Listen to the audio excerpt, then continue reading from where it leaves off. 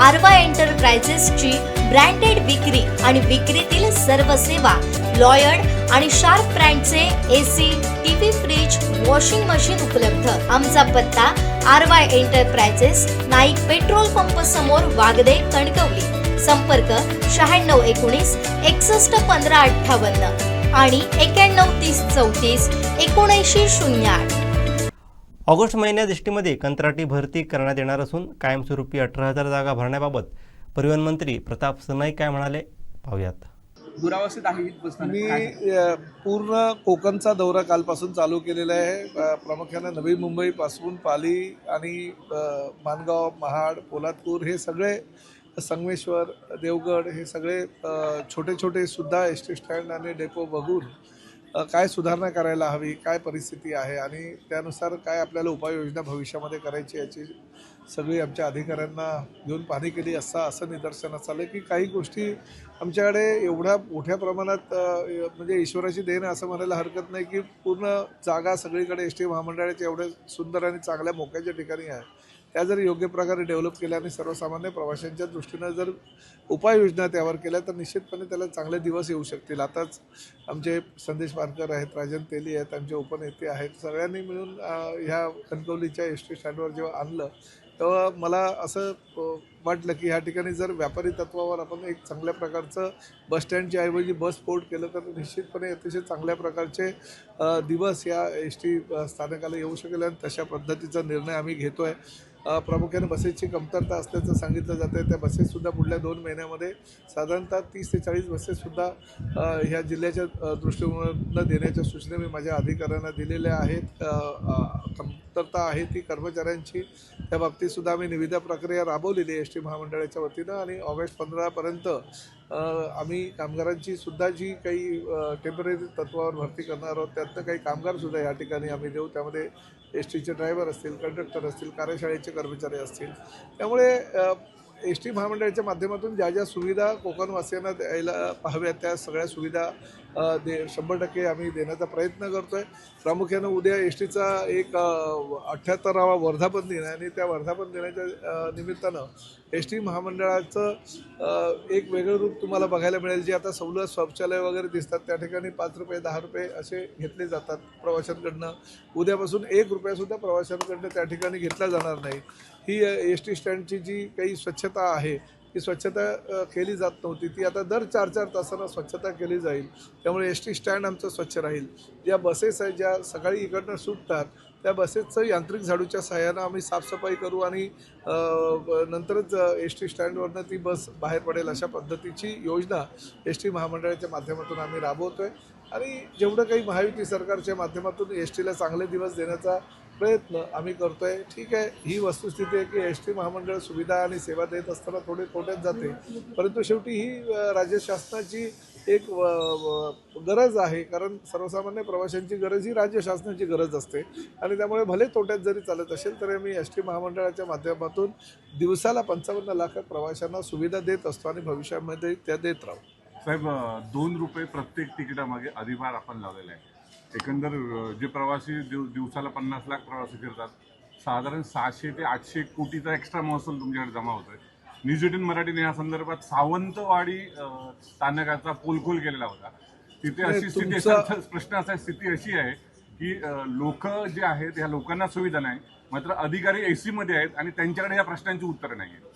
ठीक आहे, कुठल्या अधिकाऱ्यांना तुम्ही प्रश्न विचारला आणि कुठल्या अधिकाऱ्यांना तुम्हाला उत्तर दिले याची मला कल्पना नाही आहे, परंतु तुमचं हे पोलखोल करताना 600 ते 700 कोटी रुपये कुठून आले हे मलाही कळत नाही। एवढी काही ही मोठी अमाऊंट नसते। 2 रुपये अधिभार लावण्याच्या माध्यमातून आम्हाला साधारणतः त्यातनं 30 कोटी रुपयाच्या आसपासचा हा महसूल प्राप्त होईल आणि महसूल प्राप्त झाल्यानंतर एस टी महामंडळ आपल्या खिशातले 8 ते 10 कोटी रुपये टाकून राज्यातील सगळ्या एस टी स्टँडवरची स्वच्छतेची मोहीम जी आहे, म्हणजे मी मगाशीच तुम्हाला म्हणालो जर 4 तासांना स्वच्छता, त्याचबरोबर सगळी शौचालय ही मोफत प्रवाशांना आम्ही उद्यापासून देतो आहे। आमचे जे ड्रायव्हर कंडक्टर आहेत त्या ड्रायव्हर कंडक्टरना त्यांना जी सोय आम्ही करतो आहे ती स्वच्छता, त्याचबरोबर त्यांच्या शौचालयाची स्वच्छता, त्यांना गरम पाणी, एस टी स्टँडवर सर्व प्रवाशांना थंड पाणी, ह्या सगळ्या सुविधा आम्ही त्या 2 रुपये जो आम्ही स्वच्छता अधिभार लेतो आहे त्यातून करतो आहे आणि त्यामुळे काही गोष्टी ज्या आहेत त्या नाईलाजानं का होईना कराव्या लागतात. कारण एस टी महामंडळ हे साधारणतः 50% महिलांना प्रवासामध्ये सूट देत असते. 75% वर्षावरील जे प्रवासी असतात त्यांना मोफत सुविधा देत असतं. विद्यार्थी आहेत, अपंग आहेत, पत्रकार तुमच्यासारखे आहेत जे पोलखोल करत असतात, त्यांनाही आम्ही मोफत सेवा देत असतो. आणि मोफत सेवा घेत असताना तुम्ही जर 2 रुपये अधिभार दिला तर मला असं वाटतं की पोलखोल करत असताना सत्य पोलखोल करणं काळाची गरज असते. कारण लोकशाहीचा चौथा स्तंभ म्हणून तुम्ही समाजामध्ये वापरत असतात. त्यामुळे माझ्या ह्या ज्या सूचना किंवा ही जी माहिती आहे त्या पोलखोल नंतर तुम्ही निश्चितपणे तुमच्या वृत्तवाहिनीच्या माध्यमातून द्यायची अपेक्षा आहे. प्रवाशांना सुविधेसाठी मोठ्या प्रमाणात एसटीचा वापर केला जातो, मात्र एसटीच्या बसेस आहेत त्या फुटक्या आहेत. त्या आता सगळ्या ज्या फुटक्या तुटक्या बसेस आहेत त्या आम्ही सगळ्या आता बाहेर काढतोय, कचऱ्याच्या डब्यामध्ये टाकतोय. त्याचं पूर्णपणे आम्ही बाहेर काढायच्या सूचना मी एस टी महामंडळाला दिलेल्या आहे. 8,000 नवीन बसेस 8,000 नवीन बसेस आम्ही घेतलेल्या आहेत. आणि आता तुमच्या समक्ष सांगतो की कणकवलीला ज्या काही सुविधा पाहिजेत आणि जेवढ्या बसेस पाहिजे तेवढ्या बसेस मी देण्याच्या सूचना माझ्या अधिकाऱ्यांना दिलेल्या आहेत. आणि अशा गळक्या कुठल्या असतील तर DC आहेत ना, दिसली रस्त्यावर दिसली तर बघा, हे गळकी एक बस दिसली नाही पाहिजे. मला सांगतो सगळ्या स्लॅबमध्ये टाकून द्या. तुम्हाला किती बसेस पाहिजेत? 65 पाहिजे. ठीक आहे, यांना लगेच 65 बसेसची मागणी केलेली आहे. त्या 65 बसेस मी पुढल्या 3 महिन्यामध्ये देण्याची व्यवस्था करतो. साहेब, मोदीजींनी पंतप्रधानांनी सध्या इलेक्ट्रिक कारची घोषणा मोस्टली केल्यानंतर तुमचे प्रयत्न राहणार काय 100% सिंधुदुर्गात बघा, एक गोष्ट पूर्ण सिंधुदुर्ग नाही, माझ्या दृष्टीनं राज्यामध्ये 2035 पर्यंत एस टी महामंडळाच्या सर्व बसेस या EV असतील अशा प्रकारची योजना महामंडळाच्या माध्यमातून आम्ही राबवलेली. आणि तशा पद्धतीनं आता एस टी महामंडळ ज्या आता आम्ही बसेस घेतलेल्या आहेत 8,000, त्यानंतर एकही बस ही आम्ही आता डिझेलची घेणार नाही. सर्व बसेस आम्ही EVच्या घेत आहोत. फक्त प्रश्न असा आहे की EVच्या बसेस आम्ही घेऊ, परंतु शेवटी सगळीकडे चार्जिंग स्टेशनची गरजसुद्धा असते. ती चार्जिंग स्टेशनची आम्हाला पूर्तता करावी लागणार. तर आम्ही पहिलं चार्जिंग स्टेशन बनवणार आहोत आणि नंतर EVच्या बसेस घेणार आहोत. त्यामुळे आदरणीय पंतप्रधान नरेंद्र मोदीजी, त्याचबरोबर देवेंद्र फडणवीसजी आणि आमचे उपमुख्यमंत्री आणि नेते एकनाथ शिंदे साहेबांच्या माध्यमातून आम्ही या ठिकाणी जास्तीत जास्त EVच्या पर्यावरण पूरक बसेस ज्या आहेत त्या देण्याचा आम्ही प्रयत्न करतो. माझ्या बाजूला संदेश बोरकर आहेत, ते माझे फार जवळचे मित्र आहेत. आणि आज नाहीत बघा, एका बाजूला राजन तेली आहे, दुसऱ्या बाजूला संदेश बोरकर आहे, मध्ये प्रताप सरनाईक आहे आणि आमच्यावर एकनाथ शिंदे साहेब आहे. त्यामुळे जो रामाचा धनुष्यबाण आहे आणि शिवधनुष्य घेऊनच त्यांनी राजकीय आपल्या याला सुरुवात केलेली आहे. त्यामुळे ते जरी मनानं आमच्या सोबत असले तरी तणानं नसले तरी निश्चितपणे भविष्यामध्ये योग्य तो निर्णय योग्य वेळी घेतला जाईल आणि एकनाथ शिंदे साहेब तो निर्णय घेत असतात.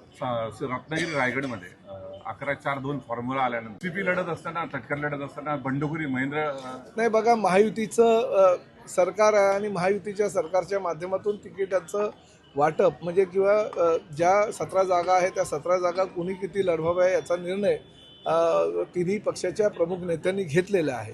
आणि तिन्ही पक्षाच्या प्रमुख नेत्यांनी एकदा जो निर्णय घेतला तो निर्णय आम्हाला 100% मानावाच लागतो.